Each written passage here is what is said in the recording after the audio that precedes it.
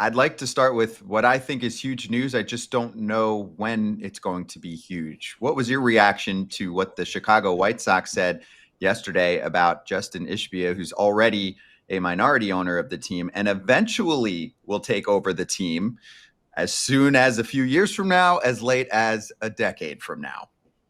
First off, Scott, I'm going to blow the Athletics horn a little bit. This was reported by John Greenberg of the Athletic in late February. At the time, the White Sox denied Ishbia would have a path to control. Guess what? He has a path to control, and that's what we reported then. Their denials, you can look at them any number of ways, but they were not truthful in the end. As for the White Sox, it's good news, even short term, because it seems like a capital infusion, money coming into the team will be part of this equation, and that never hurts.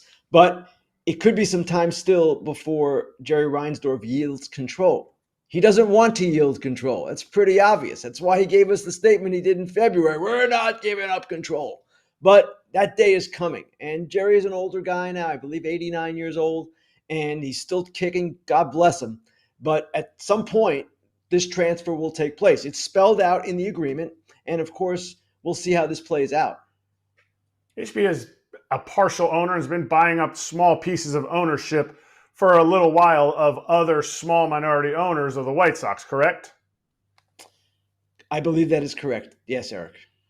Is there a chance within this time, because of this agreement, whatever you want to call it, agreement, or what they've talked about, that he has more of a say in the direction of the organization, even though Jerry is still the head honcho and the forward facing? Does it mean he has more of a say because he is still technically an owner?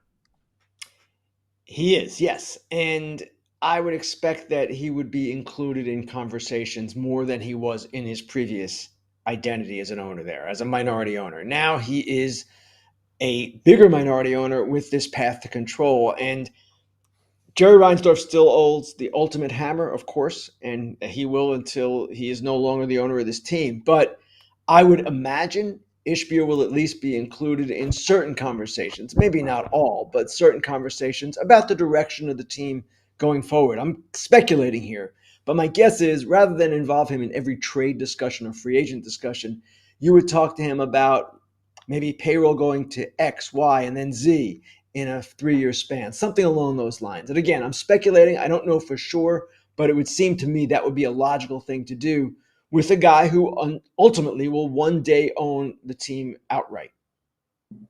Ken, I'm going to ask you to put your column hat on for a moment. It is currently 2025. Justin Ishbia does not have the full power to take over the team with his own choice until 2034. It could happen before that, 2029 to 2033, right, but it might not be for almost a decade. How should White Sox fans feel about this news? They should feel encouraged that a transition eventually will take place and somewhat disappointed that it won't take place sooner. And frankly, Jerry Reinsdorf has had an amazing run in 2 sports as an owner, but it's reasonable to say that his time has come and it would be better to have new leadership with the White Sox. Britt Giroli and I wrote a story to that effect essentially last year, and nothing really has changed. They're on a good path here and they're doing some good things. They're bringing Kyle Teal up today, I guess, and the Crochet trade looks like it was good, and some of the things going on in their minor leagues and their rotation that they built just this year has turned out okay. But they've got a long way to go. And ultimately, they have not had success with Reinsdorf in quite some time. So, yes, it's time for a change. And if I were a White Sox fan, I would say I just wish it was sooner. I brought this up yesterday. Tell me if I'm right or I'm wrong. Jerry Reinsdorf has been opposed, or he's been the proponent, one of the loudest proponents of the salary cap. And correct, now with the new CBA coming up, if he loses out on that, could we see this sale move faster? Because do you feel like it's like he's almost like a rogue owner that in this last, I got nothing to lose, I'm going for it, I'm leaving my mark type of moment? Or am I totally overthinking that? You're not overthinking the fact that he has been a hawk in labor.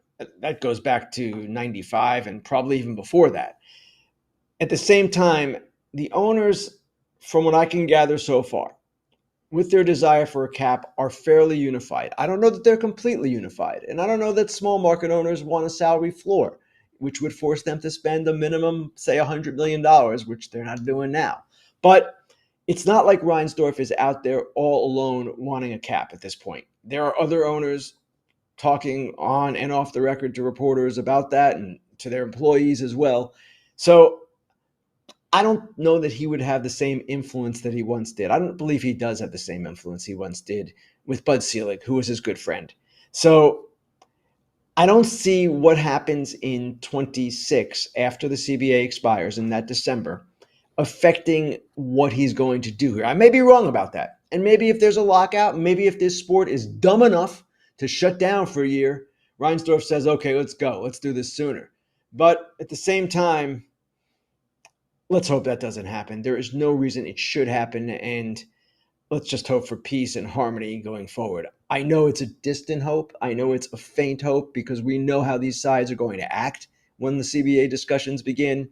But again, to answer your question, Eric, I don't really see it having a major impact on what Reinsdorf ultimately decides to do. Hey everybody, be sure to like and subscribe for more content. We're back here every weekday, all year long, so do not miss an episode. The videos are coming in all day. Here's another video you might enjoy. Baseball the way it should be covered.